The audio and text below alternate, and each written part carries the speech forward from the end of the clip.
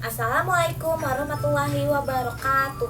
Halo guys, perkenalkan nama saya Dilia Bukhari dari Universitas Al-Azhar Indonesia, program studi akuntansi, Fakultas Ekonomi dan Bisnis. Di sini saya akan memaparkan materi setelah UTS yang telah diajarkan oleh Bu Asri sebagai dosen pengampu. Disimak ya guys.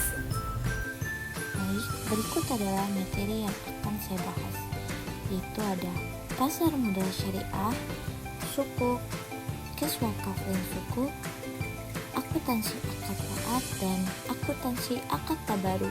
Yang pertama-tama akan saya bahas yaitu pasar modal syariah. Pasar modal syariah adalah tempat bertemunya emiten atau penjual modal dan investor atau pemberi modal. Lalu apa perbedaan pasar modal syariah dengan pasar modal konvensional? Bedanya dapat dilihat dari produknya, akad yang digunakannya, mekanisme transaksinya, dan kegiatan pasar modal syariah didasarkan pada prinsip syariah yaitu fikih muamalah berdasarkan Al-Quran dan Al-Hadis. Apa sih tujuan kegiatan pasar modal?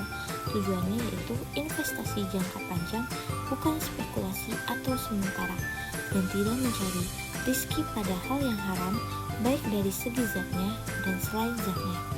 Cara mendapatkannya dan menggunakannya tidak boleh bertentangan dengan prinsip syariah.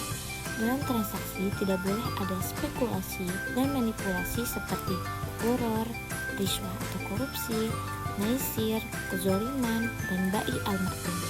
Pasar modal syariah meliputi 3 kegiatan transaksi, yaitu yang pertama ada saham. Saham adalah tanda penyertaan, andil, atau kepemilikan seseorang atau lembaga dalam sebuah perusahaan. Saham terbagi menjadi 2, yaitu saham biasa dan saham istimewa. Selanjutnya ada obligasi. Obligasi berupa surat berharga atau sertifikat berisi kontrak antara pemberi dana atau investor dengan emiten. Sifatnya jangka panjang, berisi hutang di mana penerbit wajib membayar bunga kepada pemegang surat obligasi selama periode tertentu dan melunasi pokok pinjaman pada saat jatuh tempo. Yang terakhir ada reksadana. Reksadana adalah wadah yang dipergunakan untuk menghimpun dana dari masyarakat pemodal untuk diinvestasikan dalam portofolio efek oleh manajer investasi. Akad pelaksanaan serta bagi keuntungan sesuai dengan prinsip syariah. Diinvestasikan untuk produk syariah dan bank kustodian wajib menolak instruksi manajer investasi yang bertentangan dengan prinsip syariah. Materi selanjutnya yaitu sukuk. Sukuk berupa surat berharga jangka panjang yang berdasarkan prinsip syariah dan memberikan hak kepada pemegangnya. Sukuk terbagi menjadi 3, yaitu sukuk mudharabah, sukuk murabahah, dan sukuk ijarah. Yang pertama kita bahas adalah sukuk mudharabah. Sukuk mudharabah adalah sukuk yang menggunakan akad bagi hasil. Pendapatan yang diperoleh investor atas obligasi tersebut tergantung pada pendapatan tertentu dari emiten, dan dasar bagi hasilnya dapat berupa pendapatan bruto atau pendapatan bersih dengan nisbah keuntungan yang sudah disepakati. Contoh kegiatan transaksinya adalah mudharib ingin membuka warung kelontong namun tidak memiliki banyak modal, maka ia dapat melakukan kerjasama dengan pihak lain, yaitu dalam bentuk mudharabah. Sohibul mal sebagai pihak pertama memberikan modal dan mudharib sebagai pihak kedua bertugas mengelola usaha. Keuntungan dari kegiatan transaksi ini dibagi sesuai kesepakatan. Yang kedua yaitu sukuk murabahah. Sukuk murabahah adalah surat berharga yang diterbitkan oleh penerbit seperti perusahaan atau pemerintah untuk memperoleh dana. Dana yang diperoleh dari sukuk digunakan untuk membiayai proyek atau kegiatan tertentu. Akad yang digunakan adalah akad jual beli atau murabahah. Contoh dari transaksi pada sukuk murabahah yaitu ketika kita membeli tisu kepada toko kelontong yang sering kali menggunakan akad murabahah, di mana toko kelontong yang membeli tisu pada pabrik kemudian menjualnya pada pembeli dengan harga yang telah disepakati. Yang ketiga yaitu sukuk ijarah. Sukuk ijarah adalah jenis sukuk yang diterbitkan dengan menggunakan akad ijarah. Dalam konteks ini, ijarah berarti penyewaan atau transfer hak guna usaha atas suatu aset kepada pihak lain dengan pembayaran sewa. Contoh sukuk ijarah sering kali terjadi pada saat kita ingin menyewa suatu properti. Seperti contoh berikut, ketika penerbit sukuk yaitu pemilik properti memiliki toko yang akan disewakan kepada penyewa atau investor dengan pembayaran sewa yang telah disepakati. Keuntungannya berasal dari pembayaran sewa. Berikut adalah perbedaan dari sukuk mudharabah, murabahah, dan ijarah. Sukuk mudharabah akadnya diterbitkan berdasarkan akad mudharabah, di mana suatu pihak atau sahibul mal menyediakan modal dan pihak lain atau mudharib menyediakan tenaga dan keahlian. Keuntungan dibagi berdasarkan perbandingan yang telah disepakati sebelumnya. Sedangkan sukuk murabahah akadnya diterbitkan berdasarkan akad jual beli. Penerbit membeli tisu dari pabrik dan menjualnya kepada investor dengan harga yang telah disepakati. Dan yang terakhir ijarah. Ijarah akadnya berdasarkan akad pemindahan hak guna atas barang atau jasa tanpa pemindahan kepemilikan. Materi selanjutnya yaitu kes wakaf dan sukuk. Kes wakaf dan sukuk adalah program wakaf uang berjangka hasil dari kolaborasi dan inovasi di bidang keuangan serta investasi sosial Islam di Indonesia. Sukuk wakaf dikembangkan untuk mendukung pasar keuangan syariah, menghimpun dana sosial Islam, dan mendorong ragam bisnis bank syariah serta ragam instrumen SBSN. Cara penerapannya yaitu melalui sukuk wakaf, pemerintah memfasilitasi para pewakaf uang agar dapat menempatkan wakaf uangnya pada instrumen investasi seperti bank. Wakaf uang yang terkumpul dikelola dan ditempatkan oleh nazir pada instrumen negara yang diterbitkan oleh Kementerian Keuangan.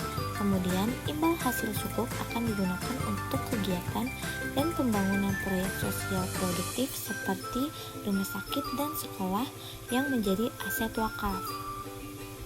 Kes wakaf link sukuk terbagi menjadi dua, yaitu wakaf uang temporer dan wakaf retail. Materi selanjutnya yaitu akuntansi akad wa'ad. Wa'ad merupakan janji dari satu pihak kepada pihak lain untuk melaksanakan sesuatu.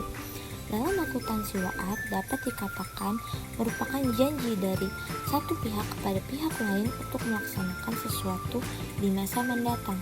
Diterapkan pada beberapa transaksi syariah seperti wa'ad yang ada dalam murabahah, ijarah muntahiyah bitamlik atau IMBT, lain facility, jual sewa beli dalam penerbitan sukuk, jual sewa janji beli dalam repo surat berharga syariah, dan lindung nilai syariah.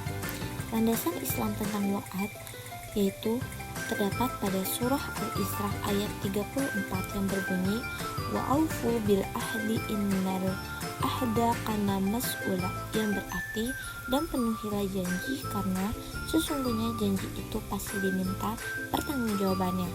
Lalu apa bedanya wa'ad dengan akad? Akad adalah perjanjian yang telah menimbulkan hak dan kewajiban hukum, sedangkan wa'ad pada saat diberikan belum menimbulkan hak dan kewajiban hukum. Namun penuaian wa'ad akan dituangkan melalui suatu akad. Materi terakhir yaitu akuntansi akad tabaru. Akad tabaru adalah akad yang bertujuan tolong menolong antara sesama. Akad tabaru merupakan bentuk dari hibah dengan tujuan kebaikan tolong menolong, bukan untuk tujuan komersial. Lalu berikut ini adalah jenis akad tabaru, yaitu akad qard, akad rahan, akad hawalah, akad wakalah, akad wadiah, akad kafalah, dan yang terakhir yaitu akad wakaf. Yang pertama yang akan kita bahas adalah akad qard. Akad qard adalah meminjamkan tanpa mengharapkan imbalan. Contoh kegiatan transaksinya ketika Laisa membutuhkan uang untuk membayar kopi sebesar 20.000 kepada Bilby dengan janji akan mengembalikan uang tersebut 25.000. Namun Bilby tidak mengharapkan Laisa akan mengganti uang itu dengan lebihan dari uang yang ia pinjam karena itu merupakan riba. Yang kedua ada akad rahan. Akad rahan adalah menahan salah satu harta milik si peminjam sebagai jaminan atas pinjaman yang diterimanya. Contoh transaksinya ketika seorang petani yang membutuhkan dana untuk membeli pupuk dan bibit, kemudian ia menggadaikan sertifikat tanahnya kepada bank syariah, dan bank memberikan pinjaman uang tersebut dan mengirimkan sertifikat tanahnya sebagai jaminan. Saat petani tersebut melunasi utangnya, maka sertifikat tersebut akan dikembalikan kepada petani tersebut. Lalu ada akad hawalah. Akad hawalah adalah pengalihan utang dari orang yang berhutang kepada orang lain yang wajib menanggungnya. Contoh dari transaksi ini yaitu ketika Dio meminjam uang kepada Adel sebesar 10.000 dan Dio memiliki piutang dengan nominal 10.000 kepada Putri. Maka Dio meminta Putri untuk langsung membayar utangnya kepada Adel. Dalam hal ini Putri akan melunasi utang Dio kepada Adel. Selanjutnya akad wakalah. Akad wakalah adalah penyerahan, pendelegasian, atau pemberian mandat. Contoh transaksinya yaitu ketika kita membeli barang online di suatu aplikasi, kita mewakilkan kegiatan membeli kepada aplikasi tersebut dan aplikasi tersebut bertindak sebagai perantara untuk membeli barang yang kita inginkan. Selanjutnya yaitu akad wadiah. Akad wadiah adalah titipan murni dari satu pihak ke pihak lainnya, baik individu maupun badan hukum, yang harus dijaga dan dikembalikan kapan saja si penitip menghendaki. Contoh transaksinya yaitu ketika Bu Cinta menabungkan uangnya kepada pihak bank sebesar 10 juta, pihak bank harus menjaga dan mengembalikan kapan saja Bu Cinta mengambilnya. Wadiah terbagi menjadi dua, yaitu wadiah yad amanah dan wadiah yad damanah. Wadiah yad amanah yaitu akad penitipan barang atau uang di mana pihak penerima titipan tidak diperkenankan menggunakan barang atau uang yang dititipkan dan tidak bertanggung jawab atas kerusakan atau kehilangan barang titipan yang bukan diakibatkan oleh kelalaian si penerima titipan. Contoh transaksinya ketika Pak Soleh menitipkan sepedanya kepada Pak Ucup dengan akad wadiah yad amanah, maka Pak Ucup tidak diperkenankan memakai sepeda tersebut dan tidak bertanggung jawab atas kerusakannya, kecuali jika disebabkan oleh kelalaiannya. Berbeda dengan wadiah yad damanah, wadiah yad damanah yaitu akad penitipan barang atau uang di mana pihak penerima titipan dengan atau tanpa izin pemilik barang memakai barang tersebut dan harus bertanggung jawab atas kerusakan atau kehilangan barang titipan. Seperti contoh, ketika Pak Soleh menitipkan sepedanya kepada Pak Ucup dengan akad wadiah yad amanah, maka Pak Ucup diperkenankan memakai sepeda tersebut dan wajib bertanggung jawab atas kerusakannya. Selanjutnya yaitu akad kafalah. Akad kafalah adalah jaminan yang diberikan oleh penanggung kepada pihak ketiga untuk memenuhi kewajiban pihak kedua atau yang ditanggung. Contoh transaksinya yaitu ketika seorang karyawan meminjam uang di bank dan bosnya sebagai penjamin atas pinjaman tersebut. Dan yang terakhir ada akad wakaf. Akad wakaf adalah salah satu pihak memberikan suatu objek yang berbentuk uang ataupun objek lainnya tanpa disertai kewajiban mengembalikannya. Contoh ketika seorang investor mewakafkan tanahnya untuk pembangunan masjid sebagai sarana ibadah. Sekian pemaparan materi dari saya, kurang lebihnya mohon maaf. Namun sebelum itu saya punya pantun. Si Ateng buah kayu, thank you.